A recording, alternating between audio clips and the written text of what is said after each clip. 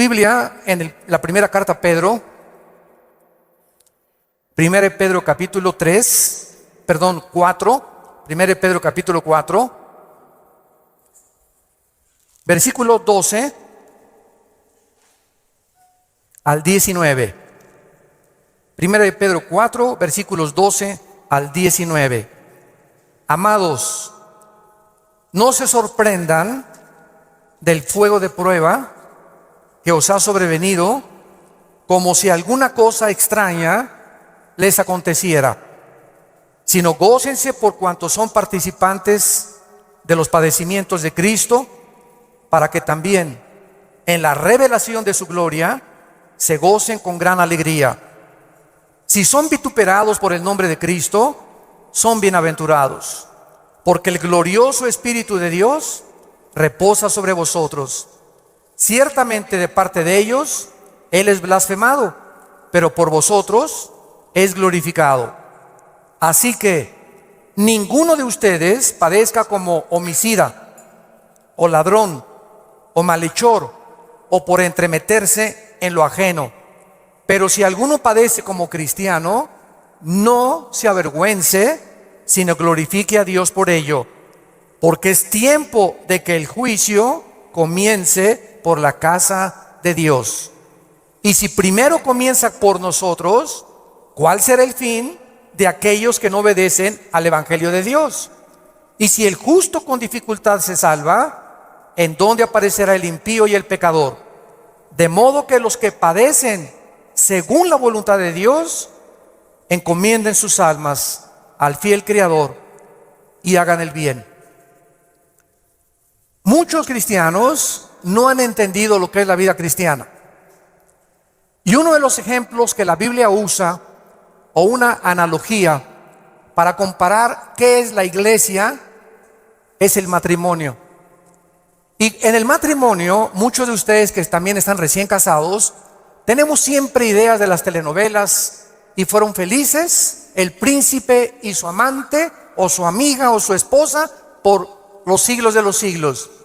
Y viene la luna de miel y se acaba la luna de miel, y comienzas a descubrir: ah, caray, ¿con quién me casé?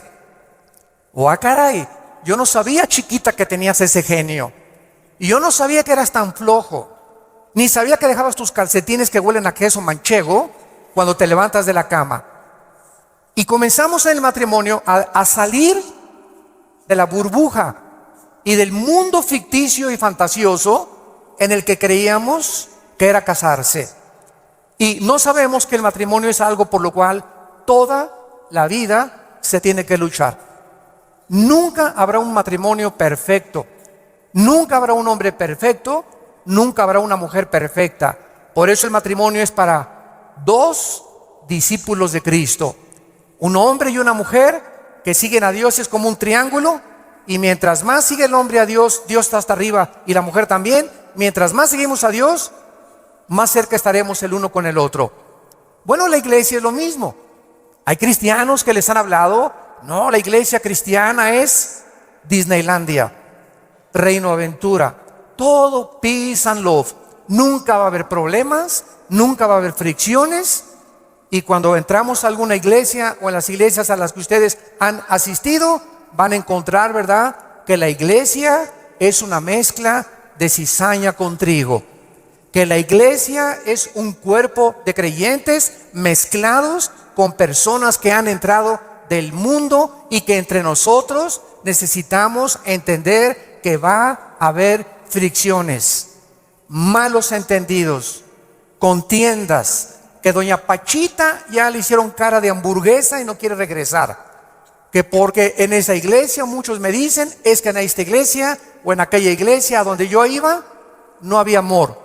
Y el problema está en eso, que entramos a la iglesia creyendo que todo es maravilloso y que estamos en un ejército, somos soldados en un campo de batalla, en un mundo ocupado por el enemigo, donde nosotros vamos de paso. Todo lo que construyamos, todo lo que invertamos en este mundo se va a quedar. Y cuando este mundo se ha destruido, lo único que va a sobrevivir son las almas. son las almas. Y esta es la razón por la cual debemos vivir por las almas y poner como prioridad las almas que Jesucristo ganó en una cruz con su propia vida. Todos los cristianos vamos a experimentar pruebas. Vean ustedes aquí antes de Pedro se encuentra Santiago en el capítulo 1. Santiago era hermano de Jesucristo, fue uno de los hermanos de Jesucristo, Santiago. Y él está escribiéndoles a los cristianos que comenzaron a ser perseguidos por el Imperio Romano. Y vean ustedes el consejo que Santiago comienza a delinear. Santiago 1, versículos 2 y 3. Hermanos míos, tengan por sumo gozo cuando se hallen en diversas pruebas, sabiendo que la prueba de vuestra fe produce paciencia. Sabemos entonces que todos nosotros vamos a ser examinados por Dios. Las pruebas, que son muchas, hay familiares pruebas en tu iglesia, en tu trabajo, con tus amistades, como matrimonio, con tus finanzas. Dios prueba el corazón. Y dice Santiago, no se sorprendan, no se maravillen de que de repente hay muchas pruebas. Y en lugar de que la oposición y las pruebas puedan menguar nuestro ánimo, dice Santiago, ¿verdad? Está probándose nuestra paciencia y nuestra fe. Vean ahora aquí, le damos vuelta a primera de Pedro, otra vez, capítulo 1. Y dice el versículo 6 y 7, en lo cual vosotros se alegran ahora, aunque un poco de tiempo, si es necesario, tengan que ser afligidos en diversas pruebas, para que sometida a prueba vuestra fe, mucho más preciosa que el oro, o sea, ¿por qué tiene que probar Dios nuestra fe? Porque es lo más valioso que Dios nos ha regalado.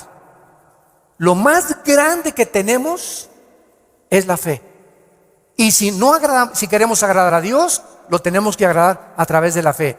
Porque sin fe es imposible agradar a Dios.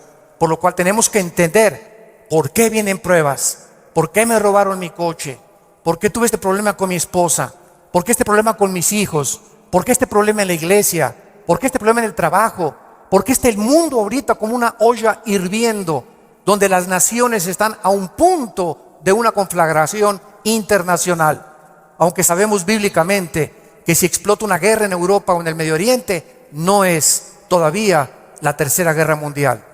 En estos últimos meses, todas las invitaciones que he recibido han sido en radio, en televisión, con iglesias, con alianzas de pastores, para explicarles que esta guerra no es la tercera guerra mundial, que la Biblia nos habla claramente que falta mucho para la tercera guerra mundial y que este es lo que va a pavimentar el camino para el surgimiento del anticristo en el Medio Oriente. Entonces, estas pruebas, dice la Biblia, son importantes porque nuestra fe es la que tiene que ser probada. Ya sea en el trabajo, en la escuela, en el vecindario, etcétera, etcétera. Estamos rodeados de personas que no les caes bien porque eres cristiano.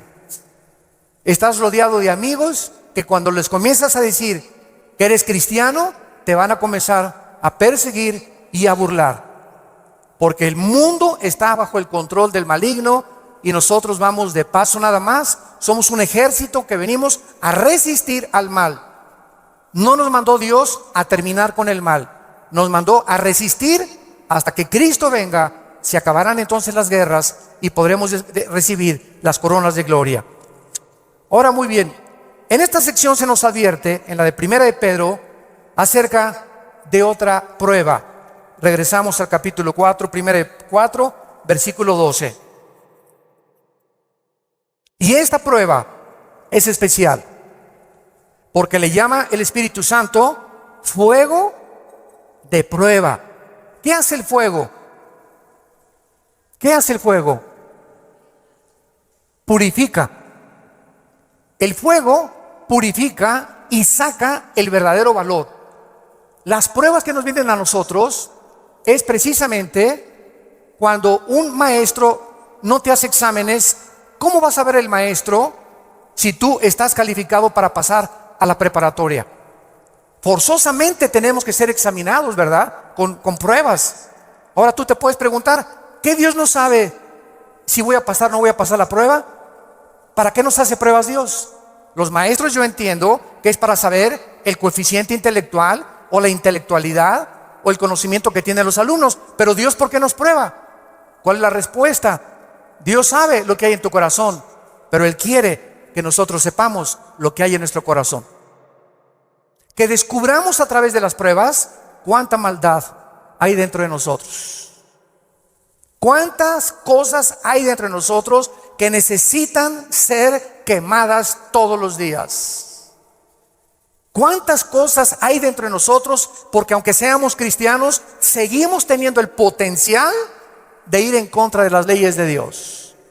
Por eso dice en Gálatas 5, las obras de la carne son esto y esto y esto: fornicación, adulterio, borracheras, drogadicto, hechicerías, ocultismo, etcétera, etcétera. Un cristiano puede caer en las cosas que él practicaba antes de que fuera cristiano, si el cristiano abandona a Dios. Y cuando descubrimos la maldad que hay dentro de nosotros, ¿qué podemos hacer? Gritar como Pablo en Romanos 7, miserable de mí, en mí no mora el bien que quiero hacer no lo hago, lo que no quiero hacer eso hago. Entonces encuentro que en mi mente me dice, no fumes, el cigarro te va a molar los dientes, la lengua, la faringe, el esófago, la tráquea, los pulmones, el corazón. ¿Y por qué sigo fumando? Veo otra ley. Mi mente me dice, estás mal, pero mi corazón me dice, hazlo. Y mi carne le gana a mi razonamiento. Y entonces Pablo dice, miserable de mí, y dichosos los que han descubierto esto. Oh Dios mío, ¿por qué volví otra vez a prender el canal de la pornografía? Yo no quería ver esa pornografía. ¿Por qué caí ayer con mis amigos y me emborraché la semana pasada? Soy cristiano, ¿por qué lo hice? ¿Por qué le grité a mi esposa como le debía haber gritado, no debía haberle gritado? ¿Por qué lo hice? Y qué mal nos sentimos cuando comenzamos a descubrir esa maldad. Y qué buen síntoma es que digas, ¿por qué lo hice? Eso muestra que tenemos al Espíritu Santo, que nos está redarguyendo, que nos está diciendo, esto que hiciste está mal. Antes lo hacías y no te importaba y te dormías ni pedías perdón. Pero ahora cuando pecamos nos damos cuenta, nos entristecemos, nos llenamos de una ansiedad tremenda en el corazón, porque no tenemos paz. Es la paz que nos quita Dios hasta que vengamos a la cruz y le pidamos perdón, y la sangre de Cristo nos limpia de todo pecado. Pero esta es la razón por la cual las pruebas Dios nos las manda, para que vayamos evaluándonos honesta, íntegra y sinceramente en qué nivel nos encontramos de espiritualidad. Vayamos a Santiago capítulo 1 otra vez con este versículo, y vamos a ver algunas verdades prácticas antes de desarrollar el pasaje que acabamos de leer. Veamos algunas verdades prácticas de las pruebas. En primer lugar, las pruebas son algo común en la vida cristiana. Dice Santiago, cuando os halléis en diversas pruebas. En segundo lugar, estas pruebas, van a venir en diferentes categorías. De repente, estás tranquilo, eres deportista, tomas vitaminas, estás perfectamente sano y te vas a hacer unos exámenes de sangre, y las radiografías y la biometría hemática de sangre te dice el médico, tiene usted cáncer, o tiene usted diabetes, o padece usted un problema, ¿verdad?, renal, etcétera, etcétera. En el momento que oímos esa noticia, toda nuestra vida cambia. En ese momento dices, ¿qué me está pasando? ¿Cómo me pudo suceder esto a mí? Fue una prueba de fuego. O de repente tu hijo cayó y chocó, o tu hija se mató, o tu esposo se murió, o se cayó tu casa, o se incendió tu coche. Nunca sabemos qué va a suceder el día de mañana. Entonces tenemos que estar preparados para entender que estamos en un mundo donde somos vulnerables y donde cualquier cosa puede suceder, y Dios lo va a permitir con un propósito siempre, siempre santo, que va a resultar para un bien. Cuando oigas de ese accidente, de esa enfermedad y de ese problema, no lo entendemos. ¿Qué está pasando en la iglesia? ¿O qué pasó en mi casa? ¿O qué pasó con el gobierno? ¿O un golpe de estado? No entendemos cuando explota una bomba. Hay mucho humo y no se puede entender qué es lo que está pasando. ¿Qué verdad? No hay verdad. ¿Será mentira? ¿Será melón? ¿Será sandía? Y no es hasta que el humo se va, pasa una semana o 2 semanas, cuando comienzas a ver y a entender. Si tú en esa prueba, escúchame muy bien, durante esa prueba que estás atravesando, no te sueltas, pase lo que pase en tu vida. Si tú no te sueltas de Cristo, no te imaginas cómo Dios te va a bendecir, te va a fortalecer y vas a madurar espiritualmente como no te imaginas. ¿Qué se probó cuando te dijeron que estabas enfermo? ¿Qué se probó cuando oíste que te robaron tu coche? ¿Qué se está probando cuando perdiste el trabajo? Se está probando nuestra fe. ¿Cuánto confiamos en Dios? Cuando se va tu esposa o te abandona su esposo, ¿qué vas a hacer? ¿Te vas a recurrir a las drogas? ¿Te vas a emborrachar? ¿Vas a renegar contra Dios?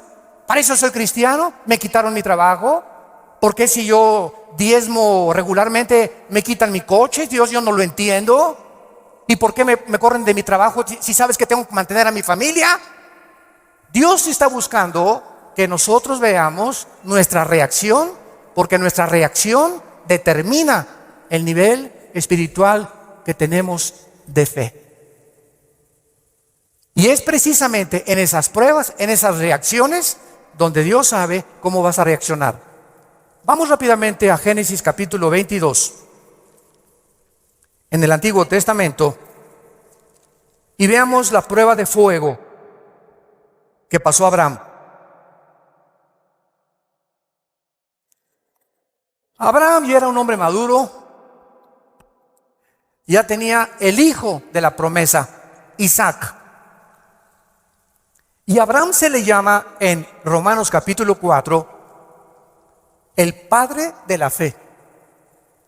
Por algo será, ¿verdad? Por algo será, porque son las pruebas de fuego las que nos gradúan en el ejército de Dios. Las pruebas, no las muchas pruebas, nos van preparando, pero hay una prueba de fuego que es nuestra graduación. Cuando ya Dios se da cuenta que no importa lo que pase en tu vida, nunca te soltarás de Él. Nunca blasfemarás de su nombre, nunca te llenarás de rencor ni de amargura contra nadie.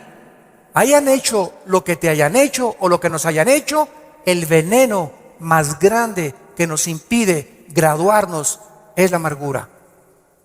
Es el veneno más grande de la vida cristiana. Bueno, aquí se encuentra Abraham, capítulo 22 del Génesis, y dice: aconteció después de estas cosas, o sea, estas cosas son todas las pruebas que Abraham había atravesado, que probó Dios a Abraham. Abraham podría decir: ¿otra? Oye, ¿otra, Señor? ¿Es juego? ¿Otra prueba? Pero Adán, quiero decirte una cosa, Abraham. Esta prueba, ¿verdad? No te imaginas, va a ser la bendición más grande para tu vida y para 1000 generaciones después. A los que les interese la palabra prueba en el hebreo, es la palabra nasá, con H al final. Cuando dice probó, es la palabra nasá. Escuche lo que significa probar en el hebreo: manifestar el corazón por medio de la presión. No es hasta que la presión viene a nuestras vidas que se sabe lo que tenemos escondido en el corazón. ¿No es cierto? No es bajo la presión donde se prueba el carácter de los hombres. Bajo la presión. Dice la Biblia, esto es lo que Dios quería hacer: poner presión en Abraham para darnos un ejemplo a nosotros de cómo reaccionar. ¿Y cuál fue la prueba de fuego que Dios le puso a Abraham: dame a tu hijo Isaac. Versículo 2. Señor, no te oí bien. Creo que me está fallando el oído. ¿Qué dijiste? Que me des a tu hijo. Señor, ¿estás bien? ¿No dices un mejoral? ¿Me estás hablando? ¿Eres tú? ¿No será un demonio el que me estará hablando? Señor, tú me dijiste que este hijo era el hijo de la promesa, no era Ismael. Tú me prometiste que era Isaac, y la semilla de Isaac, el esperma de Isaac, la descendencia de Isaac, donde el Mesías, el Salvador que has prometido, iba a venir. ¿Cómo me lo pides? ¿Y cuál es la respuesta de Isaías 55, 8 y 9? Mis pensamientos no son vuestros pensamientos, y mis caminos no son vuestros caminos, ovejas santas, amadas de Dios.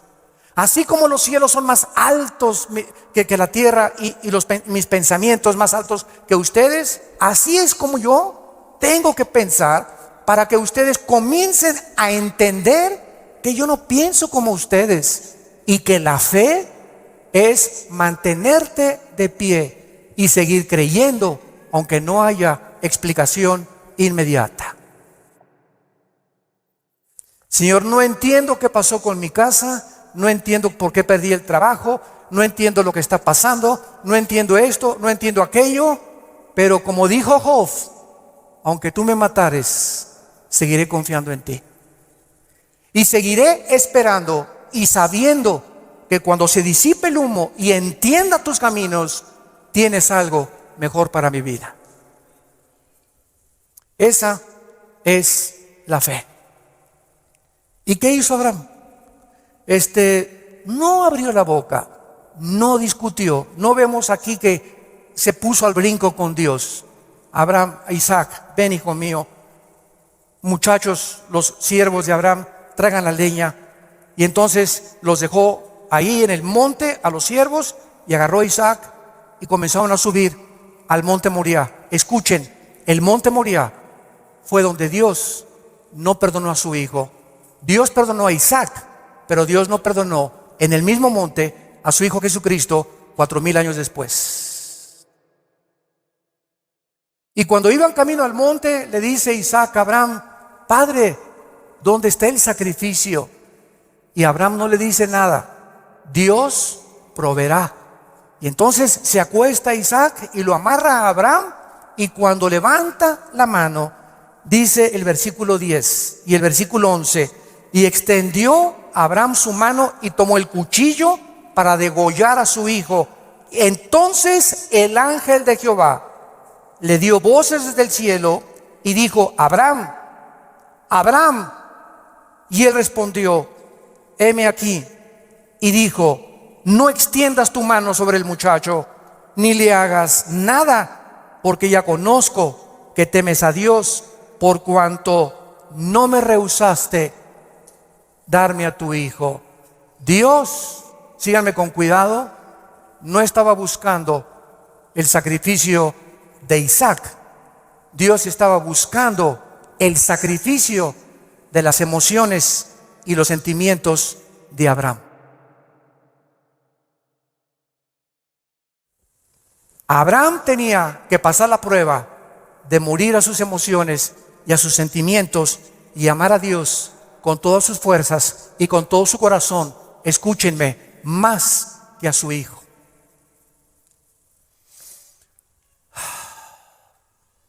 En el Nuevo Testamento se acercaron a Cristo, se los voy a explicar con más detalles, y le dijeron: ¿cuál es el más grande mandamiento? Y contestó Jesucristo: amarás a Dios con todo tu corazón, con todas tus fuerzas y con toda tu alma, y a tu prójimo como a ti mismo. Muy bien, hace algunos años yo le pregunté a Dios, porque alguien, ¿verdad?, me metió una idea satánica, un ateo, en un hotel. Me acuerdo que se acercó y me dice: oiga, señor Alducin, el Dios que ustedes adoran es un misógeno, es un ególatra, es un Dios que solamente busca a Él, que nada más dice: ámame a mí con todo tu corazón, más que a tu esposa, más que a tus hijos. ¿Cómo puede ser esto posible?, me dijo este ateo. ¿Cómo puede usted reconciliar a un Dios que nos diga que lo amemos más a Él que a la propia familia? Y entonces me fui muy confundido. Me comenzó a dar vuelta, porque en ese momento me quedé así, ¿verdad? Le dije, ¿sabe una cosa? Voy a orar y le prometo que voy a buscar una respuesta de Dios. Nadie me había hecho nunca ese ataque a mi fe. Entonces pasó como unas 2 semanas, me puse a orar, ayuné como 2 días buscando esta respuesta, y fue tan clara de parte de Dios.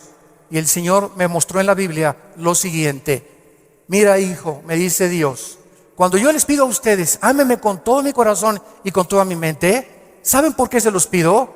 Porque tu mamá, tu esposa y tus hijos y tu perro Fido y tu cotorro y lo que más amas en tu vida y tu jarrón chino y la casa que tienes y que la amas, todo lo vas a perder y al final de tu vida te vas a quedar solo. Todos nos quedamos solos al final de la vida. Los hijos se tienen que ir, si no se casan, se mueren, la esposa tiene que morir, él tiene que morir. Escúchame muy bien. Y si tú tenías todos tus afectos en tu hijo que se fue, o en tu esposo que se fue, o en tu perro que te quitaron, cuando se vaya tu hijo, cuando te quiten a tu esposo, cuando te abandone tu mujer, te vas a hundir, porque no tendrás las fuerzas de seguir viviendo. Pero cuando amas a Dios con todo tu corazón y con toda tu alma, y pierdes algo por acá, y pierdes algo por acá, y pierdes esto y por acá, ese amor que tú le tienes a Dios es el que nos sostendrá para seguir viviendo con Él, con las fuerzas de seguirlo amando. Denle gloria a Dios. Denle gloria.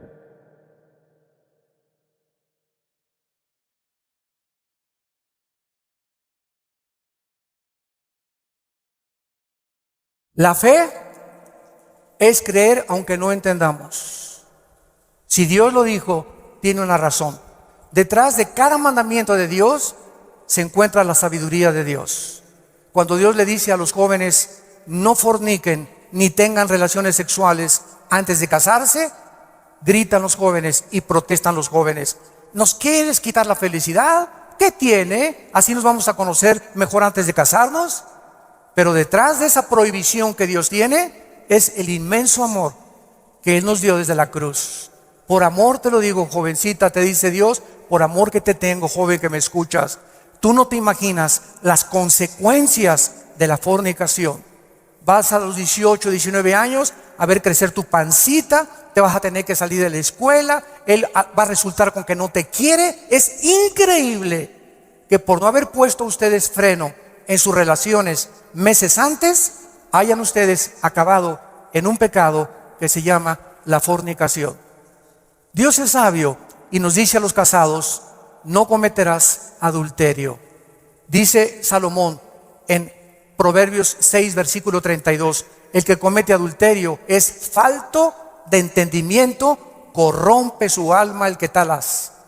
El que comete adulterio echa a perder su matrimonio, sus hijos, los celos, la infidelidad, que tarda años en poder levantarse. ¿Y todo por qué? Por tu ego, por tu orgullo, por tu vanidad de querer irte con una muchacha más joven o con otro hombre sin tomar en cuenta a tu propia familia. Es el ego siempre el enemigo de nuestro Dios. Dios sabe por qué nos da las provisiones que nos da, porque nos ama y quiere lo mejor para nuestra vida. Y finalmente aquí en estas verdades prácticas en Santiago encontramos también, ¿verdad?, que las pruebas prueban la fe que tenemos y la fe nos muestra cuánto confiamos en Dios. Dice en el Salmo capítulo 11, versículo 1 y 2. En Jehová he confiado. ¿Cómo decís a mi alma que escape al monte cual ave? Porque aquí los malos tienden el arco, disponen sus saetas sobre la cuerda para asaetear en oculto a los rectos de corazón. Si hubo un hombre perseguido, calumniado, vituperado, despreciado entre los héroes de Dios, fue el rey David. A los 17, 18 años lo ungen, Samuel, tú vas a ser rey de Israel.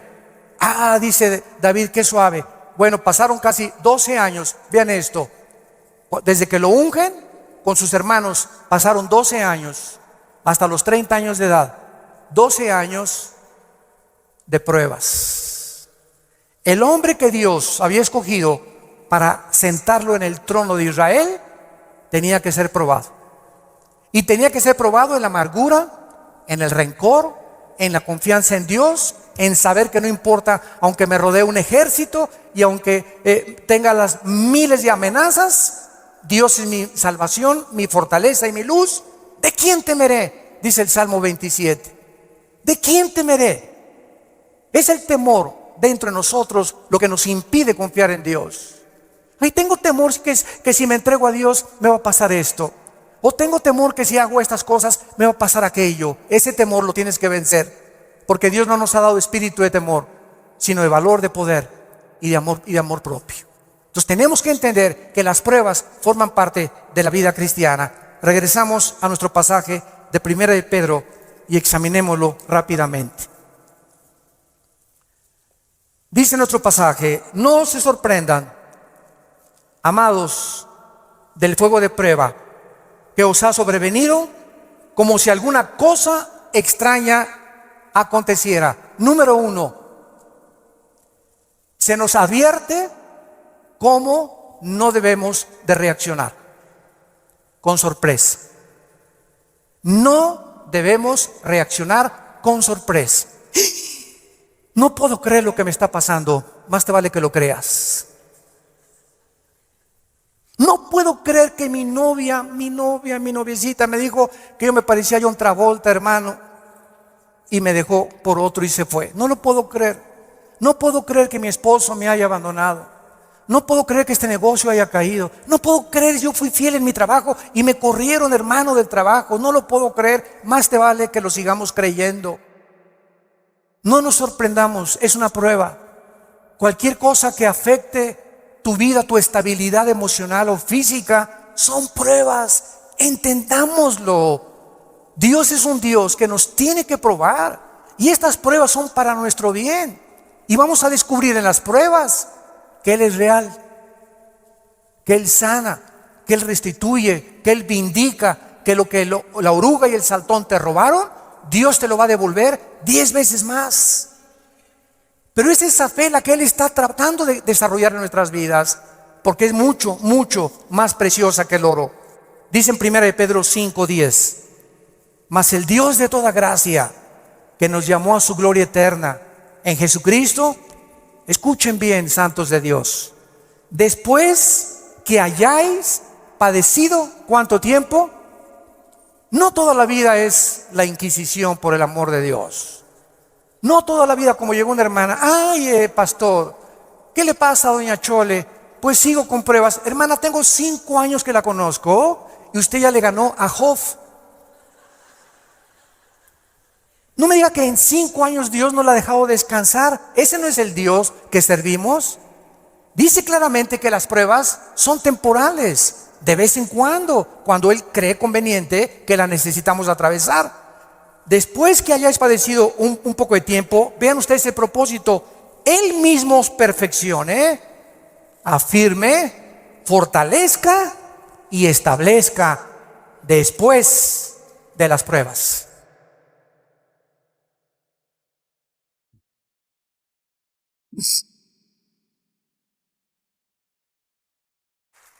Ahora veamos lo que tenemos que hacer. 1 de Pedro, en nuestro pasaje capítulo 4, versículo 13. Número 1, se nos manda que cuando te digan: te robaron tu coche, se fue tu esposo, se fue tu esposa, te pasó esto, te pasó aquello, te goces. Cualquiera diría: ¿está usted loco? ¿Está usted loco? ¿Cómo me voy a gozar cuando me dijeron que tengo diabetes? ¿Cómo voy a gozar cuando me robaron la cartera del cristalazo? Hermano, ¿no está viendo cómo estoy? Que tengo aquí un martillo para encontrar el que me rompió el carro. Le voy a dar un martillazo en la cabeza si me lo encuentro. O mi esposo, ¿verdad? Con la cara de cocodrilo. Qué bueno que se fue el cocodrilo y que se fue, ¿verdad? Ten mucho cuidado que tu reacción sea de gozo. Y les voy a explicar lo que se encuentra detrás. Cuando Job llegaron y le dijeron: quemaron tu rancho, tus camellos, tus ovejas tus vacas y tus hijos. Y estoy seguro, por la clase de esposa que tenía, que si ella se lo hubieran llevado, hubiera estado más contento. Y a propósito, Dios se la dejó a ella. Yo entiendo cada vez más a mi Señor. No por ti, mi amor, Mi esposa no va a creer. Y entonces la esposa llega, ¿verdad? Y le dice a Job, maldícelo. Maldice a Dios. Y contesta Job y le dice a la esposa, vean la calidad moral y espiritual y de fe que tenía este hombre en Dios. ¿Qué acaso recibiremos de Dios solo lo bueno y no lo malo? Bendito sea el nombre de Dios, porque Él da y Él quita en su soberanía. Qué tremendo, ¿verdad?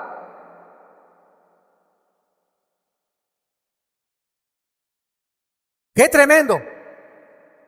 Entonces, en ese momento, cuando somos asaltados por dudas y malas noticias, en otras palabras, porque son malas noticias, en ese momento tengamos mucho cuidado de no permitirle a nuestro corazón que nos gobierne la lengua, porque de la abundancia del corazón habla la boca. Entonces, en lugar de proferir maldiciones o acusaciones, o eres tú Dios, o compartirlo con otras personas, híncate. Filipenses 4, 6 y 7. Híncate y dale a conocer a Dios. Señor, no entiendo lo que está pasando. No entiendo por qué me pasó esto. ¿Por qué esta enfermedad? Oh Dios, no entiendo, pero quiero seguir confiando en ti. Solo te pido que mientras esto pasa y no lo entiendas, me fortalezcas y me muestres la razón para que yo pueda seguir bendiciéndote y adorándote. Es el tiempo más difícil de nuestra vida cuando no entendemos lo que está pasando. Vamos rápido a 2 Corintios capítulo 12. 2 Corintios capítulo 12 y veamos lo que le pasó al apóstol Pablo y la forma como él reaccionó. 2 Corintios 12. Pablo fue uno de los pocos hombres, junto con Enoc y Elías y el apóstol Juan, que subieron al cielo. En el Nuevo Testamento, Pablo y Juan fueron los dos únicos apóstoles que subieron al cielo sin morir. Fueron sacados de su cuerpo espiritualmente. Y Pablo lo llevó Dios al tercer cielo, donde habita Dios. Y cuando Pablo regresó a la tierra, su espíritu salió de su cuerpo y su espíritu volvió a entrar a su cuerpo. Pablo dice que lo que él oyó allá en el cielo y lo que él vio, no había palabras humanas para poder describirlo. Y como fue una experiencia tan impresionante, pero tan grande, que cabía la posibilidad, dada la naturaleza humana pecaminosa que aún tenemos, Dios tuvo que darle una prueba a Pablo y ponerle un aguijón en su cuerpo físico, alguna enfermedad. Y esta enfermedad no sabemos qué es. Algunos han especulado que era algún problema oftalmológico, porque dicen Gálatas, mira con cuán grandes letras les escribo. Bueno, no sabemos, ¿no? Entonces Pablo tenía algo en su cuerpo que lo atormentaba y se hincó delante de Dios y le dijo: Señor, quítame este aguijón. No, Pablo. Señor, te ruego, quítamelo. No, Pablo. Señor, te lo imploro como de corazón. Si quieres me voy a la villa y de vuelta de rodillas. Hago lo que tú quieras, quítame este aguijón. Y Dios le contesta y le dice en el versículo 9: y el Señor me ha dicho, bástate mi gracia. ¿Por qué? Porque mi poder, y lo traduzco en el original griego, está en presente continuo. Mi poder se está perfeccionando a través de esta dolencia física que he permitido que tú tengas. Mi poder se está perfeccionando mientras tú estás sufriendo esta enfermedad en la que estás atravesando. Y entonces Pablo, cuando entiende detrás de lo que no entendía, por qué Dios permite eso en su vida, contesta Pablo y dice: por tanto, de buena gana me gloriaré más en mis debilidades para que repose sobre mí el poder de Cristo. Hace poco mi esposa y yo estábamos en Dallas. ¿Y se acuerdan de este muchacho que no tiene brazos ni piernas? Muchos de ustedes lo conocen. Bueno, su esposa es mexicana, de Chihuahua. Y estuvimos ahí como una hora mi esposa y yo y nuestros 3 hijos compartiendo con ellos en una iglesia de Dallas, y nos querían conocer también a nosotros, bueno, que también conocían nuestro ministerio, etcétera, etcétera. Y cuando yo me acerqué a abrazarlo, a este muchacho, ¿de dónde lo agarro? Nunca había tenido esa impresión, me quedé como paralizado. ¿Qué hago, no? Y él me hacía así. Bueno, pues entonces como un costal, ¿verdad? Lo agarré y lo hice así. Y me dice, levántame. Y le comencé a hacer así. Y entonces le pregunté y le dije, sinceramente, platicando con él, ¿por qué nos dijiste que quién era feliz? Y entonces en la reunión que él tuvo, le preguntó a la gente, ¿quién de ustedes es feliz? Y muchos que estaban, yo sí o no. Y me dice, yo les quiero contestar algo. Dios permitió que naciera sin brazos y sin piernas para que yo fuera un testimonio que la felicidad no se encuentra en estar completo, sino en tener el poder de Dios viviendo en tu vida.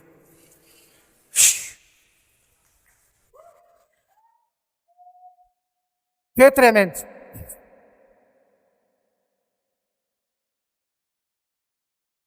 Mi esposa y yo nos bañamos de lágrimas. Tenemos piernas, tenemos brazos, tenemos casa, con flex, un carro, lo que sea, nuestros hijos, y estamos descontentos. Teniendo contentamiento, teniendo sustento y abrigo, estamos contentos porque estamos vivos. Nosotros estamos completos y él era más feliz que la mitad de los que fueron a escucharlo. Él riéndose, y era una felicidad, ¿no es cierto, Marta? Un gozo sincero. Él no estaba fingiendo, él estaba lleno del poder de Dios.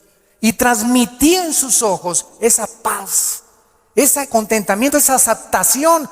Él dijo que a los 12 años se quiso suicidar porque todavía no había aceptado a Cristo. Y se metió y dice, ¿cómo me suicido? ¿Con qué? Ni modo que agarre una pistola y le haga así, ¿verdad? Se metió a la tina del baño y con la boca abrió la llave y se quería morir ahogado. Y cuando estaba el agua subiendo, muchos de ustedes que ya no oído su testimonio, yo lo traigo grabado en mi iPhone, dice que en ese momento dijo, si yo me quito la vida, nunca podré compensarles a mis padres y los haré culpables a mis padres, porque siempre se lamentarán porque yo nací así, y si hay un Dios, nunca conoceré el propósito por el cual permitió que yo naciera sin brazos y sin piernas. Y apagó la llave y le dijo, yo no entiendo, al año se convierte a Jesucristo. Y ha ganado millones de almas. Dios dicen que hay uno entre 15 o 20 millones de seres humanos que nacen así. A este muchacho Dios lo escogió Dios para dar un mensaje al mundo. La felicidad no está en el dinero, ni en tener salud, ni en tener casa, ni en tener vehículos, sino si tú tienes a Jesucristo y la paz de Él que sobrepasa todo entendimiento.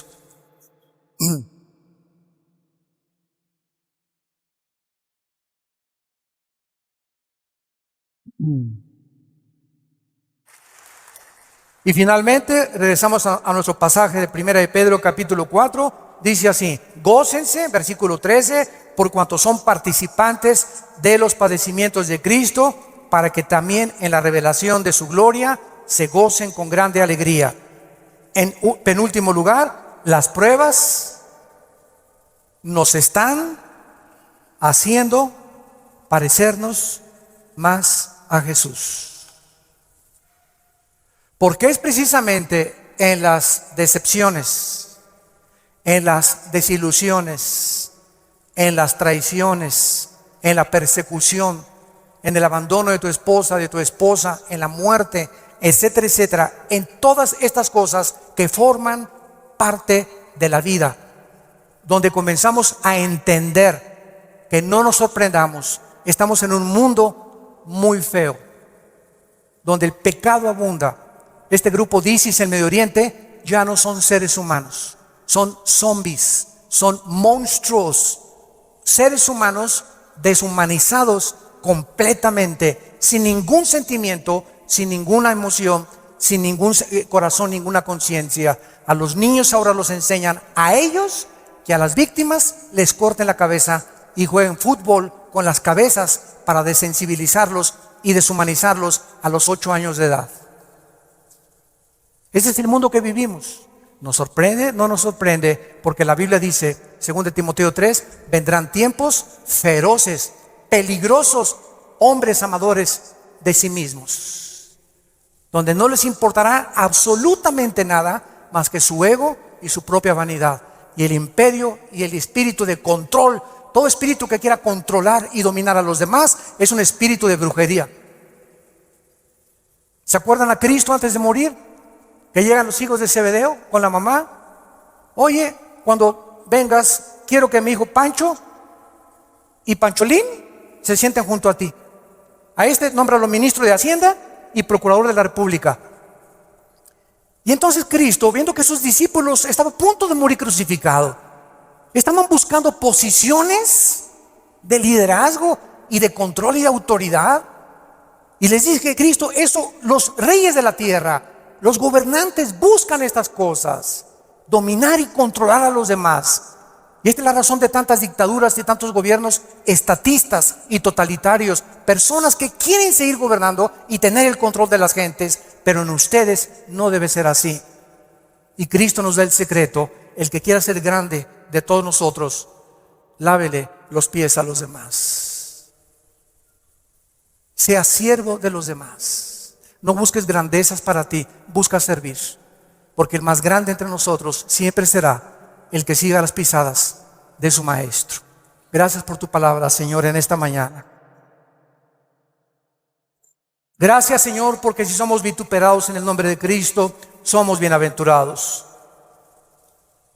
Así que ninguno de nosotros padezca como homicida o ladrón, o que las pruebas que tengamos sean por nuestros pecados. Pero si padecemos como cristianos, no nos avergoncemos. Glorifiquemos a Dios por ello. Encomendemos toda nuestra causa a Dios, porque Él es soberano.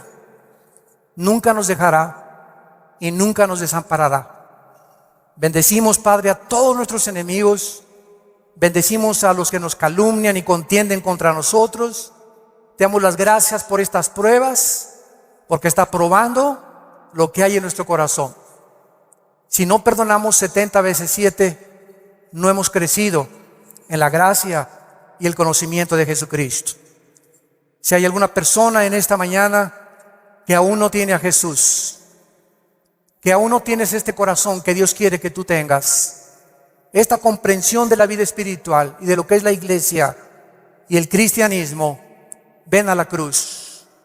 Entrégale tu vida diciéndole estas palabras ahí con todo tu corazón: Señor mío y Dios mío, te pido perdón por mi vida, por mis pecados, por mi rebelión a mandamientos que antes no entendía.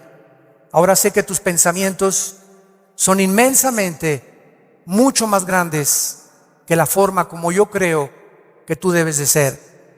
Tú me creaste y me hiciste nacer con un propósito en la vida. Gracias por la salud que tengo en este momento, por el matrimonio que tengo, por los hijos que nos has dado, por el fruto que traigo en mi vientre, por la casa que tenemos, por todo lo que nos rodea, por el agua, por la luz, las montañas, los cambios de clima. Te bendigo, Señor, haberme puesto en este planeta donde te puedo conocer. Creo que en la cruz pagaste con tu sangre por mi vida y mis pecados. Y te pido, Jesús, porque creo que a los 3 días resucitaste de los muertos, que entres a mi corazón como mi Señor y mi Salvador. En el nombre de Jesús.